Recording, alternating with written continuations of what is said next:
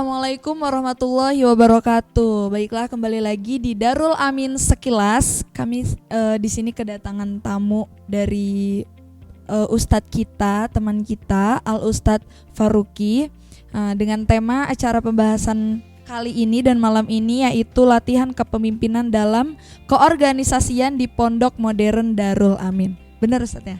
Iya, Ya, betul oke, sekali. sebelumnya saya mau tanya kabar antum dulu, Ustadz. Gimana kabar antum hari ini?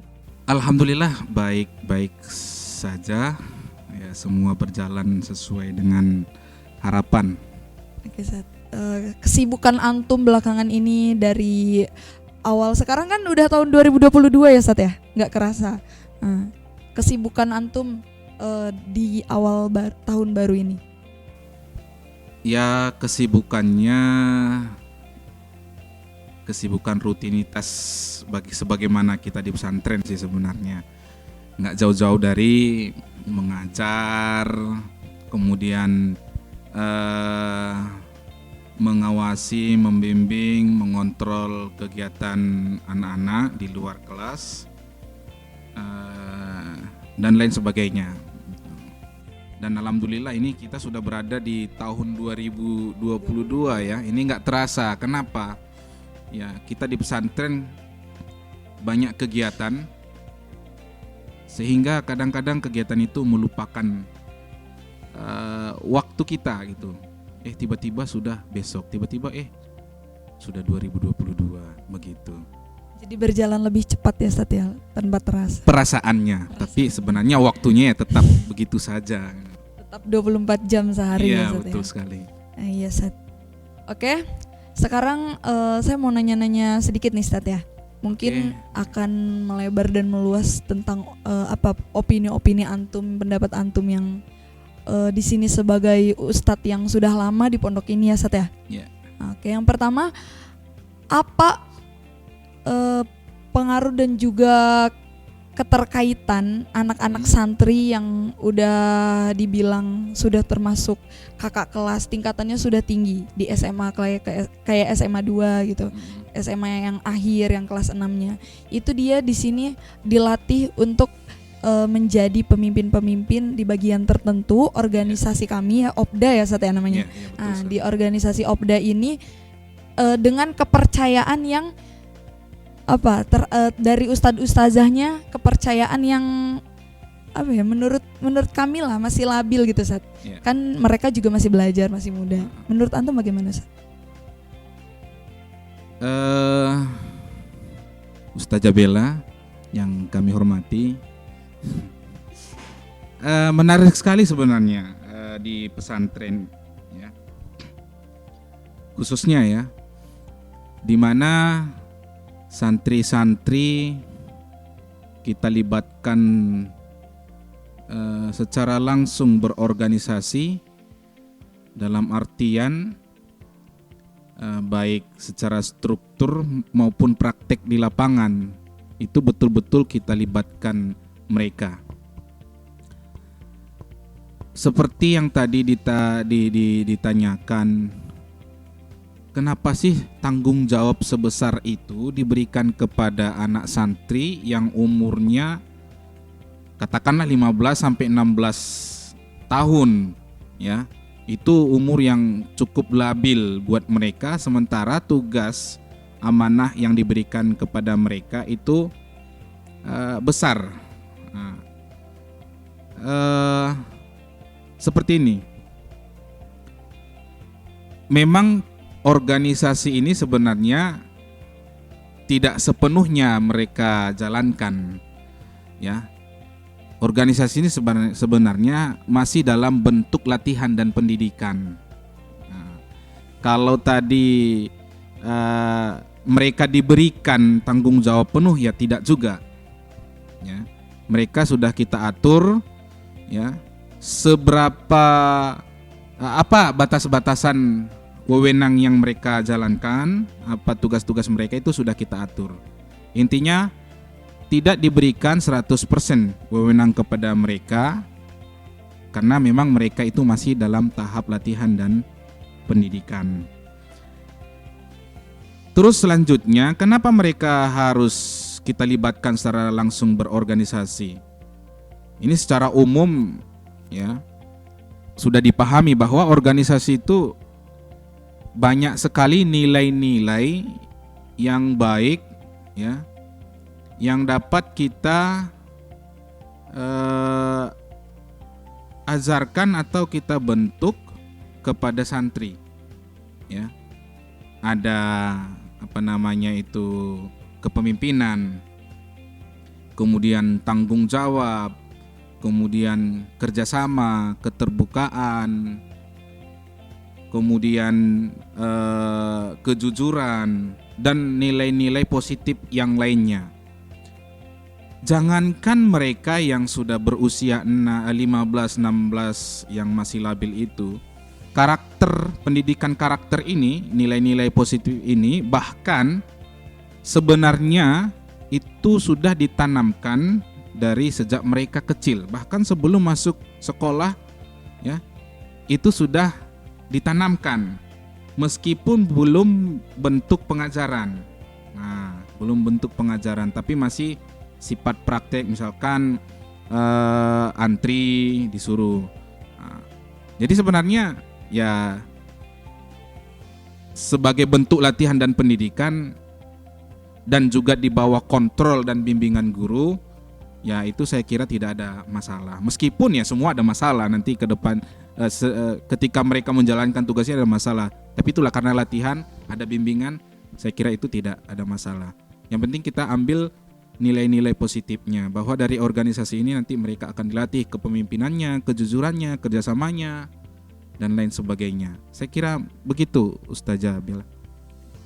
Jadi intinya bukan masalah umur ataupun dia masih labil atau enggak ya Ustaz ya. Karena memang tanggung jawab dan kepercayaan yang kami kasih, antum kasih, guru-guru kasih terhadap anak-anak didik kami kan bukan semua terus mereka bawa dan mereka arahkan gitu. Yang hanya sebagian terjun ke lapangan, seperti mengontrol di asrama nih. Oke, jadi menarik sekali Ustaz ya untuk kepengurusan organisasi di Opda maupun di koordinator, karena nggak terus dia langsung terjadi di saat kelas 5 ataupun 6, tetapi dari dulu, dari dia kelas 1 anak baru sudah dilatih untuk kependidikan mentalnya gitu kan Pak? Ya, betul sekali.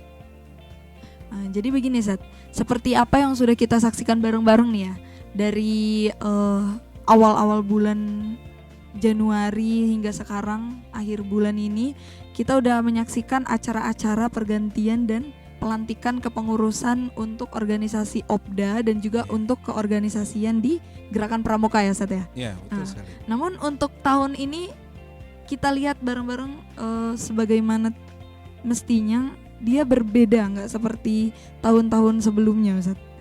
Iya. Acaranya jadi dipisah.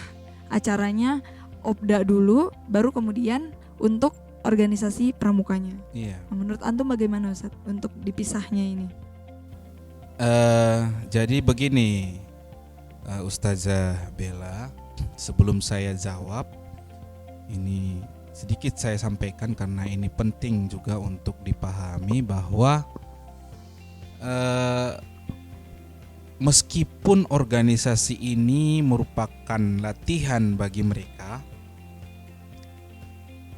tapi dalam prakteknya mereka itu sudah seolah-olah menjadi pengurus organisasi betulan. Nah,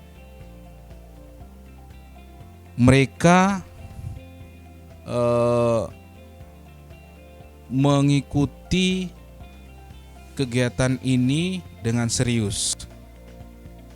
Pesantren juga menuntut mereka untuk mengikuti kegiatan ini dengan serius.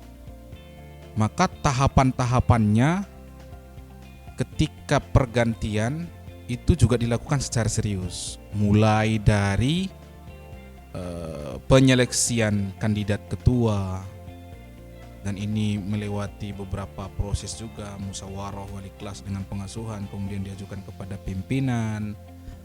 Setelah itu mereka dikarantina, kemudian membahas tentang visi misi mereka. Setelah itu mereka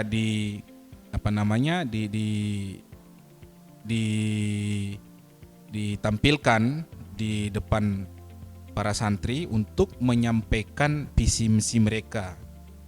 Lalu kemudian setelah itu baru pemilihan. Jadi santri memilih mereka berdasarkan visi misi dan program-program yang akan mereka laksanakan nanti. Betul sekali memang Ustazah Bella, pada tahun ini ada sedikit perbedaan dalam prosesi pergantian baik organisasi pelajar Darul Amin atau yang kita singkat dengan OPDA ataupun organisasi kepramukaan. Kalau tahun sebelum-sebelumnya itu organisasi pelajar Darul Amin OPDA dengan organisasi kepramukaan itu digabung. Ya, digabung pelaksanaan prosesi pergantiannya. Mulai dari laporan pertanggungjawabannya itu digabung. Jadi kepramukaan itu ikutnya ke organisasi begitu. Maksudnya digabungkan. Juga pelantikannya, pelaporannya itu digabung, pelantikannya juga digabung. Jadi mengikut. Nah, mulai tahun ini pelaporan tanggung jawab organisasi pelajar Darul Amin itu sendiri, kemudian laporan pertanggungjawaban organisasi kepramukaan sendiri. Begitu juga pelantikannya, semua dilakukan sendiri-sendiri. Kenapa ada sedikit perbedaan ini dan kenapa kita lakukan? Ini tergantung kepada kebutuhan kita. Memang saat ini sudah harus seperti itu, ya. Kenapa? Mengingat jumlah santri pengurus ini khususnya itu yang semakin bertambah sehingga memungkinkan untuk dipisah. Kemudian karena semakin banyak jumlah santri sehingga mereka harus mendapatkan porsi pelatihan keorganisasian ini yang merata. Maka dikembangkan dia. Sehingga dengan dikembangkan ini masing-masing nanti katakanlah kelas 5 sebagai pengurus ya, sampai nanti mereka kelas 6. Jadi tidak ada santri yang tidak mendapatkan pengalaman ini. Semua santri dipastikan. Nah, jadi begitu, itu ada perbedaan sedikit memang tahun ini karena memang sudah saatnya. Itu yang pertama. Kemudian bahwa pesantren itu ya harus terus maju. Enggak harus yang dulu kok kayak gini harus kita ikuti yang dulu, enggak. Ya. Apa yang dulu kita laksanakan selama itu baik kita ikuti, selama masih baik atau cocok dengan kebutuhan kita sekarang kita ikuti. Tapi kalau sudah tidak cocok maka kita laksanakan apa yang terbaik untuk saat ini. Nah, itu ada istilah namanya al-muhafazatu 'alal qadimi as-sholih akhzu bil jadidil aslah. Nah, itu. Yang lama kita pertahankan, yang lama kita pertahankan. Kemudian kita mengambil yang lebih baik lagi, yang baru yang lebih baik lagi. Itulah. Sekarang ini itu yang kita laksanakan. Dulu disatukan, sekarang dipisah. Karena memang itu kita butuhkan dan itu kita baik sehingga pemerataan pelatihan ini lebih dirasakan oleh santri. Saya kira begitu Ustazah Bella, kenapa ada perbedaan itu. Tapi untuk OPDA dan juga koordinator sendiri dia sama-sama penting pastikan ya Ustaz? Iya. Sama-sama melatih keorganisasian bagi banyak santri kan Ustaz? Ya. Jadi begini Ustazah Bella, pada intinya organisasi itu sama. Dari organisasi itu banyak nilai positif, diantaranya kepemimpinan, kemudian kejujuran, solidaritas, ukhuwah, kebersamaan dan sebagainya. Namun kenapa harus dibedakan? Ada hal-hal yang spesifik, ya, yang misalkan di koordinator dilaksanakan, tapi di organisasi dilaksanakan juga, cuman tidak begitu mendetail gitu. Nah, maka dibuatlah pemisahan ini sehingga nanti koordinator bisa lebih detail lagi tadi juga untuk pemerataan. Gitu. Gitu Ustaz ya? Ya.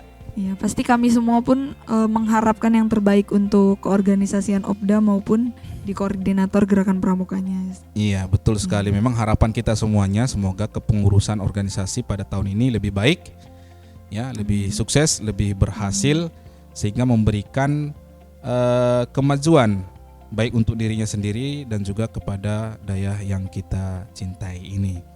Nah, ini harapan kita semua. Semoga ini bisa terwujud. Amin. Amin. Ya Rabbal Alamin. Baiklah, cukup sekian sekilas penjelasan tentang kegiatan pelatihan keorganisasian di Pondok Pesantren Darul Amin ini. Semoga apa yang telah kami sampaikan bisa bermanfaat bagi kawan-kawan semua. Dan bagi pemirsa Darul Amin TV yang belum subscribe channel kami, bisa singgah di channel kami yaitu Darul Amin TV. Jangan lupa subscribe, like, comment, and share. Baiklah, saya Bella Puspita Azhari dan rekan saya Al-Ustadz Ahmad Faruqi Hasiolan pamit undur diri. Wassalamualaikum warahmatullahi wabarakatuh.